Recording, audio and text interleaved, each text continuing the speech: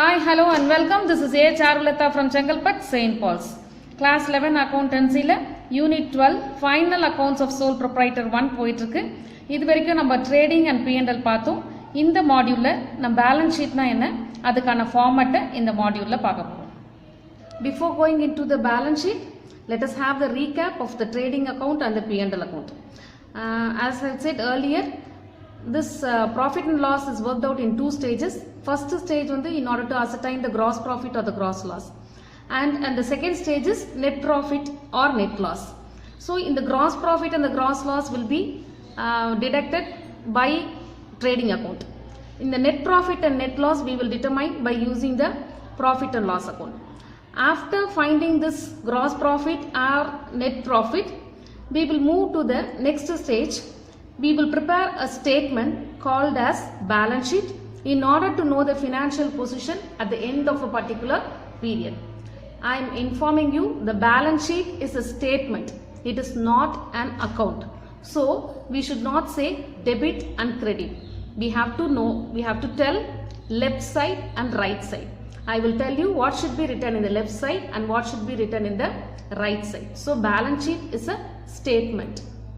So as I said earlier, the income statement is called as trading and profit and loss account, and now we are going to see about the position statement called as a balance sheet.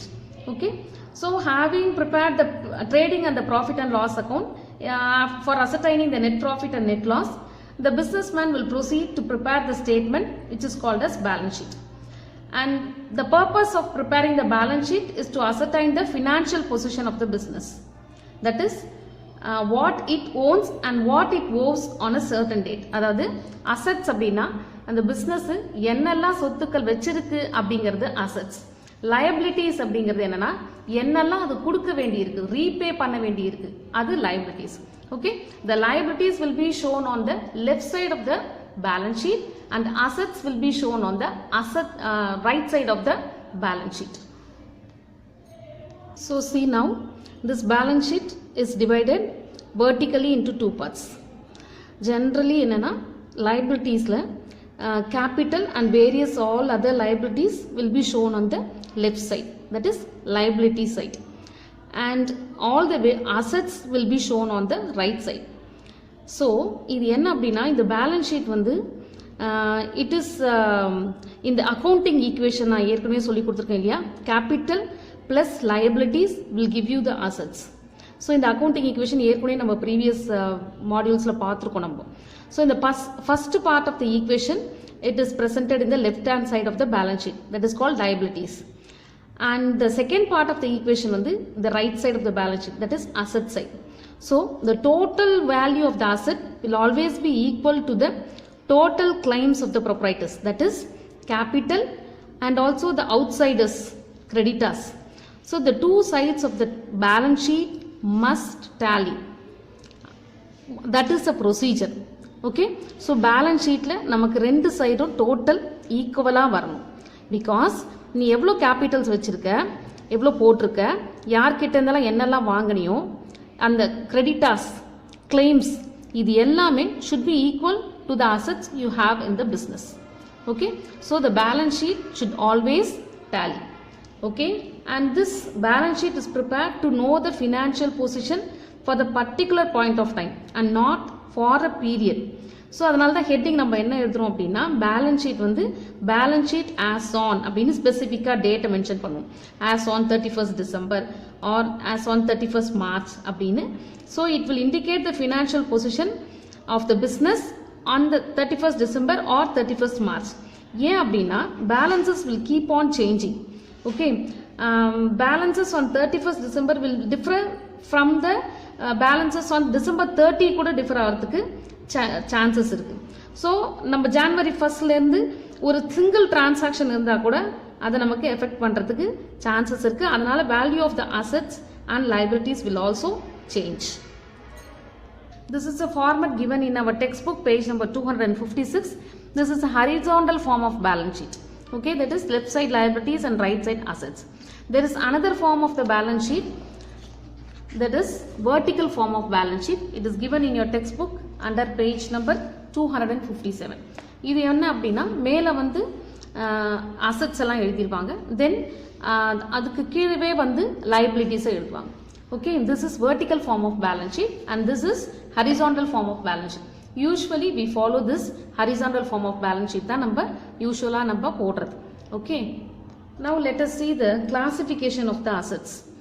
See here, asset சைடில் first என்ன கொடுத்துருக்காங்கன்னா இங்கே fixed assets கொடுத்துருக்காங்க. அது என்ன fixed assets already I have explained you in previous chapters, but we will have the recap of it. இது என்னன்னா they will acquire the fixed asset for the business in order to have a gain for a long period of time. That is said to be the fixed assets. Okay, அது என்னன்னா பெர்மனண்ட்டாக நம்ம பிஸ்னஸுக்கு வச்சுருப்பாங்க. அந்த asset வச்சுருக்கிறதுனால தான் நமக்கு அதுலேருந்து revenue வரும். More over it is not meant for resale. Okay, நீ ஒரு லேண்ட் பர்ச்சேஸ் பண்ணுற இல்லை ஒரு பில்டிங் பர்ச்சேஸ் பண்ணுற, அது எல்லாமே என்னது ஃபிக்ஸட் அசட்ஸ் தான். ஓகே, ஸோ அதை வச்சு தான் நீ உன்னோட பிஸ்னஸை ரன் பண்ணுற, அதுலேருந்து தான் உனக்கு ரெவென்யூ வருதுன்னு எதெல்லாம் இருக்கோ that is set to be the fixed asset. Okay, next one is tangible assets. Tangible assets அப்படின்னா which can be seen and touched. இதுவும் அதே அந்த ஃபிக்ஸட் அசட்ஸில் வந்துடும் நமக்கு, லேண்ட், பில்டிங், இது எல்லாமே. ஓகே, ஸோ இதெல்லாம் some examples for the tangible assets. அடுத்தது வந்து இன்டான்ஜிபிள் அசட்ஸ்னு ஒன்று இருக்குது. இந்த இன்டான்ஜிபிள் அசட்ஸ் அப்படின்னா which can not be seen. இது ஏற்கனவே உங்களுக்கு சொல்லியிருக்கேன், like goodwill, patents, copyright, trademarks, இதெல்லாம் வந்து it is a form of right, நமக்குரிய right. It is represented in the form of document. Okay, so இதுக்கெல்லாமும் we have the value, but அதுக்கு physical form கிடையாது. லேண்ட், பில்டிங் மாதிரி அதுக்கு physical form கிடையாது, but it has value. Okay, ஒரு நல்ல பேர் ஏர்ன் பண்ணிட்டாங்கன்னா தட் இஸ் குட்வில். அந்த குட்வில் என்ன, இன்டான்ஜிபிள் அசட். அடுத்தது என்னன்னு பார்த்தா கரண்ட் அசட்ஸ். இந்த கரண்ட் அசட்ஸ் அப்படின்னா இது வந்து பிஸ்னஸ் எதுக்காக வச்சுருப்பாங்க அப்படின்னா for the purpose of resale or அதை நம்ம easily we can convert into cash as early as possible. அதெல்லாம் தான் நம்ம கரண்ட் அசட்ஸ்ன்னு சொல்லுவோம்.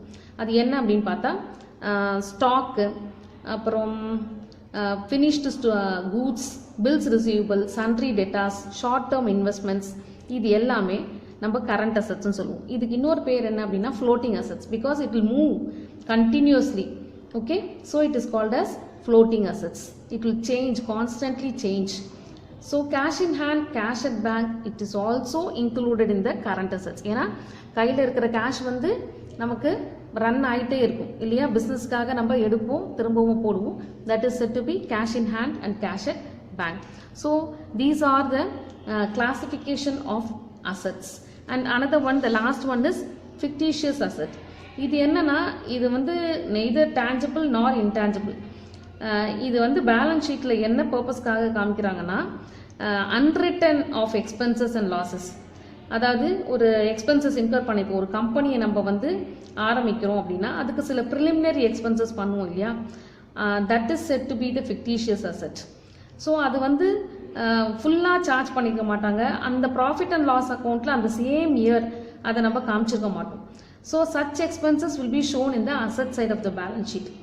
ஸோ இன்னும் சில எக்ஸாம்பிள்ஸ் இருக்குது ஃபிக்டீஷியஸ் அசெட்டுக்கு. என்னென்னா discount on issue of shares, debentures, advertisement campaign, இது எல்லாம் அந்த டெஃபர்ட் ரெவன்யூ எக்ஸ்பெண்டிச்சர்ஸ் எல்லாமே நமக்கு என்ன எதில் வரும் அப்படின்னா இந்த ஃபிக்டீஷியஸ் அசெட்ஸில் தான் நமக்கு வரும். Okay, so these are the classification of assets. Now we will move on to the classification of liabilities. Liabilities அப்படின்னா it covers the amount due to the creditors or amount owing to the proprietor. Okay, so இந்த liabilities of the business வந்து ரெண்டு விதமாக categorise பண்ணலாம். ஒன்று வந்து liabilities to the proprietor, இன்னொன்று வந்து liabilities to the outsiders. இந்த liabilities to the proprietor அப்படிங்கிறது என்னன்னா, proprietorங்கிறது ஓனர், அவன் என்ன பண்ணுவான், கேபிட்டல் போடுவான். Okay, so they are called as proprietors equity அப்படின்னு சொல்லலாம். இன்னொன்று வந்து liabilities to outsiders. இது என்னன்னா we are owing to the various creditors. யாரெல்லாம் நமக்கு கூட்ஸ் சப்ளை பண்ணியிருக்காங்க, மார்க்கேஜ் பண்ணியிருப்போம், பில்ஸ் இருக்கும், அதை நம்ம பர்ச்சேஸ் பண்ணியிருப்போம், இன்னும் நம்ம அமௌண்ட் பே பண்ணாமல் இருப்போம், இது எல்லாமே said to be liabilities to the outsiders. இது நம்ம இன்னொரு பேர் என்ன சொல்லலாம் அப்படின்னா outsiders ஈக்விட்டி அப்படின்னு சொல்லலாம். ஸோ இன் லைபிலிட்டிஸை வந்து இந்த அவுட்சைடர்ஸ் லைபிலிட்டியை இன்னும் ஃபர்தராக சப்டிவைட் பண்ணணும் அப்படின்னா short term liabilities, long term லைபிலிட்டிஸ்ன்னு சொல்லலாம். இந்த ஷார்ட் டேர்ம் லைபிலிட்டிஸ் அப்படின்னா which is payable in the near future. அதாவது within the 1 year from the date of the balance sheet அதெல்லாம் நம்ம ஷார்ட் டேர்ம் லைபிலிட்டிஸ் அப்படின்னு சொல்லுவோம்.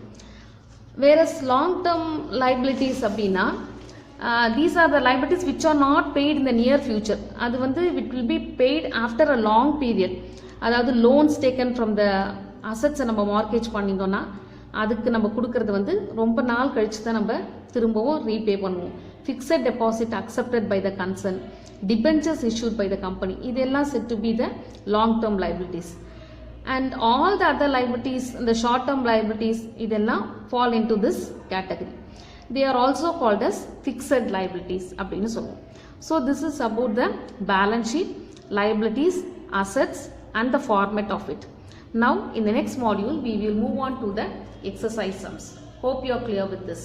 Go through the format of the balance sheet from your textbook 256.